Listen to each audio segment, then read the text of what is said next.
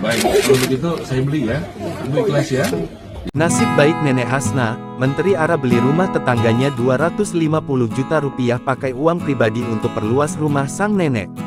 Menteri Perumahan dan Kawasan Permukiman PKP, Marwarar Sirait alias Menteri ARA memperluas rumah Nenek Hasna yang viral berukuran 2 kali 3 meter di gang sempit dan dihuni 13 orang. Tentu saja, luasan bangunan tersebut jauh dari standar rumah layak huni.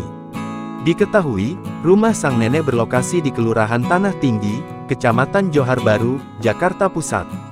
Menteri ARA pun kini membeli rumah tetangga Nenek Hasna 250 juta rupiah menggunakan dana pribadi.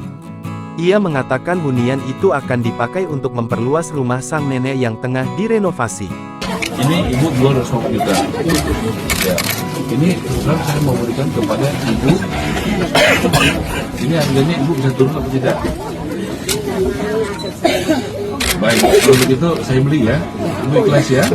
Ya, jadi kalau tidak tolong siapkan bapak nomor rekeningnya. Saya ini mau bantu Bu Hasna. Ini rumah boleh saya beli.